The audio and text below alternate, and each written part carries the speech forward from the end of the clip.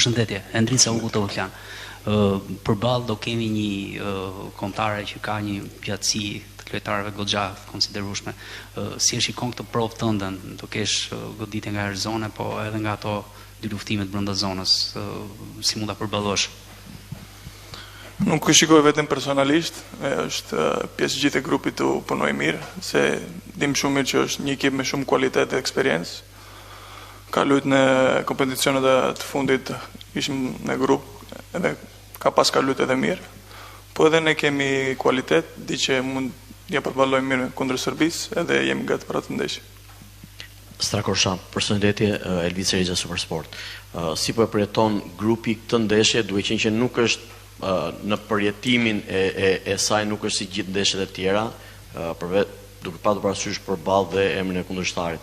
Si është atmosfera në grup, a ka karikim ekstra? Deri tani po shikoj gjitha çunat janë të përgatitur mirë, janë me emocionet si çdo ndeshje që kemi luajtur. E di që është diçka për tifozët, diçka më shumë, por ne vedim që ja vlen vetëm 3 pikë, jo më shumë. Edhe duhet të përballojmë mirë ndeshje dhe të bëjmë edhe tifozat tonë të lumtur dhe të gëzojmë bashkë. Përshëndetje, Sabina Metere të Sport. Strakosha është folur kaq shumë për këtë ndeshje, besoj dhe ju keni dëgjuar dhe keni lexuar dhe duket sikur më shumë mi është dhënë nuanca jashtë fushës sportive sesa brenda saj. Çfarë keni menduar ju eksaktësisht për të bërë për ta fituar këtë sfidë kaq shumë të rëndësishme për ne? Nuk është sfidë si gjithë të tjera dhe këtë kemi stërthënë tashmë. Po, tifozët kanë treguar që nuk është një ndeshje siç kemi luajtur deri tani. Po neve shikojmë nga ana sportive, ja vlen siç thash vetëm 3 pikë, nuk ja vlen më shumë pikë ajo ndeshje. Neve duhet të tregojmë që duhet e meritojmë një botror, edhe shtuna është ndeshja më e rëndësishme që kemi tani, për të vazhduar ëndrrën tonë, që është botrori. Prandaj neve e kemi përgatitur shumë mirë deri tani. Çunat janë pozitiv, edhe besoj mundi ja dalë. Kristi Ciallari, Panorama Sport.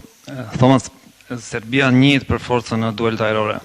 Si portier, cilat janë ato pika kyçe ku duhet të mbështetesh për të shmangur atë rrezikun që mund të vinë nga krosimet apo nga goditjet standard?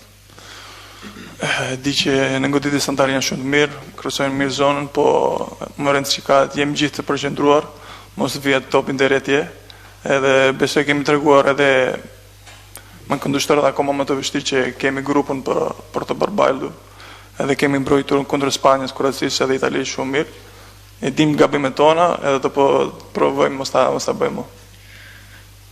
Jurgen Zela, Supersport. Thomas, duke qenë se njihni një pjesë lojtarëve të kundërshtarëve që do të kemi përballë, keni luajtur në Itali përballë tyre, ku ti druani më tepër? Keni një emër që ndoshta i keni thënë dhe shokët skuadrës që ta kenë më shumë kujdes se ç'duhet, tihet që Serbia ka goxha lojtarë me kualitet.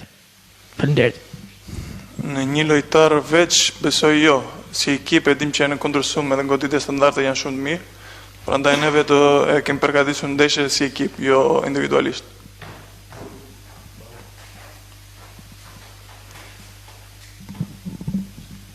Thomas, a ke ti një thirrje për tifozët shqiptar, se ti e the që ne do përpiqemi që të jetë një ndeshje si gjithë tjerat, po edhe pavarësisht se çfarë flasim këtu apo gjithandej të gjithë e dim që nuk do të jetë, s'është një ndeshje si gjithë tjerat, domethënë është derbi i nxehtë i Ballkanit që i kalon dhe a keti një thirrje për tifozët shqiptar në kjo konferencë? Një thirrje të veçantë jo, se është një ndeshje futbollit, pastaj çka ka ndodhur jashtë është tjetër gjë. Tifozët kuqizë dhe çdo shqiptar ka ardhur në stadium, na kanë mbështetur nga Andorra, nga Serbia edhe Angli, është njësoj për gjithë. Besoj mbështetje do i kemi në maksimum që kemi pas gjithmonë. Thirrje të veçantë s'kam. I vetëm mund të them që kam respekt për çdo tifoz shqiptar, se kanë mbështetur nga fundi i botës deri në Shqipëri. Enrico Gaba, Euronews Albania. Strakosha, që nga grumbullimi i fundit keni luajtur vetëm një ndeshje me skuadrën tuaj, nëse s'gaboj një 90 minutash. Sa gati e shihni veten për këtë përballje që do të jetë edhe më decisive, nga ato që keni humbur me skuadrën tuaj? Faleminderit. Në karrierën time kam pasur edhe momente që nuk kam luajtur pak a shumë një vit. Nuk besoj që është problem, gjithmonë jam i përqendruar, gjithmonë stërvitem gjithmonë. Tani është më shumë nga ana përqendrimit kur arrin një moshë siç jam tani, prandaj ndjem gati dhe jam mirë.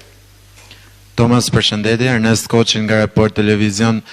Sa të vështirë konsideron faktin për të përqendruar vetëm te fusha në një kohë kur gjatë gjithë javës flitet edhe për aspekte tjera dhe po flitet shumë që do të jetë ndeshje vendimtare për vendin e dytë. Ju e shikonin këtë lloj mënyre? Neve jemi profesionist edhe përqendrohemi për çdo ndeshje siç duhet, se po nuk fitojmë edhe me Andorra, nuk ke 3 pikë. Do jetë një ndeshje e rëndësishme por jo që do vendos kush do të jetë grupi, kush do kaluar në vendin e dytë ose i tretë. Prandaj do të shikojmë si një ndeshje të vështirë, që do të jap maksimumin, po nuk do mbaroj asnjë gjë tani. Kjo është pyetja e fundit për Tomin, tani kalojmë tek pyetjet për Arbrin. Për Arbër, ti luani një kampionat kroat I cili ka afërsi edhe me futbollin serb në mënyrën e të luajturit. Sa do të shërbej kjo për të dhënë rezultat në fushë? Po do jetë një ndeshje, përshëndetje pari, por do jetë një ndeshje e vështirë, pra e dim që kundërshtari ka cilësi shumë në grupin dhe do japim maksimumin, jemi duke përgatitur ndeshjen shumë mirë, jemi duke punuar shumë mirë dhe shpresojmë dhe besojmë që do të fitojmë ndeshjen. Arbër, ju personalisht, por dhe një pjesë e mirë e lojtarëve të kombëtarës vini nga ajo pjesë e Shqipërisë, po themi, e shqiptarisë që ka një ndikim në historinë me Serbinë. Si ndjeni në këtë përballje? A keni ngarkesë, a keni kërkesa, po themi, ekstra nga rreth juaj familjar, shoqëror? Jo, sepse ne si cekje për Atomi, ne jemi profesionist, pra ne do e bëjmë tonë vetëm në fushë. Normal që pak është një ndeshje emocionale, nuk diskutohet, por ne jemi profesionist dhe do e bëjmë të mirë në fushë.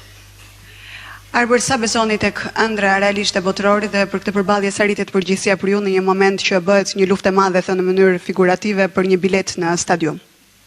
Po, besoj që kjo ndeshje pra është një ndeshje vështirë dhe besoj që kjo vendos pra për një vend në kualifikuese, pra për një play-off në ndeshjet për botërorin dhe shpresojmë që do e fitojmë ndeshjen se ceka edhe më herët dhe të kemi një shpresë të kualifikohemi në botëror. Arbër, duket sikur aktualisht jeni në një konkurrencë të fortë për një vend në krah me Edim Bajramin. Nuk e di si e përjeton këtë konkurrencë brenda skuadrës. Po konkurencat e bën me të fortë pra, ne jemi këtu në kombëtare, ne jemi këtu e kom cek edhe në intervistat edhe më herët, pra këtu kombëtare jemi sa minutat që ti kemi do e bëjmë të mirën dhe do japim maksimumin. Po vërej që keni një unas të gishti martesës, ndoshta është kjo fitoria me Serbinë një dhuratë për këtë rrugëtim të ri? Jemi vetëm I fejuar, po shumë shpejt do jemi edhe martuar. Referuar asaj që ka ndodhur në vitin 2014, ju keni qenë diku tek 16 apo 17 vjeç.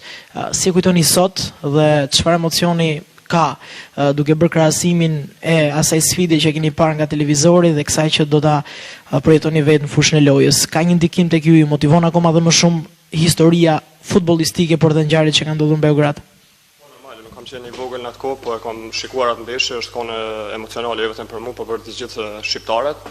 Edhe Ysaj pra tani të regon për atë historinë atje, por ne duhet të futemi dhe vetëm mbrana vijave dhe të bëjmë të mirën që të fitojmë ndeshjen. Arbër, përshëndetje, nëse do thonin që tani që do fitojmë me Serbinë dhe do humbim me Letoninë, do e pranoje?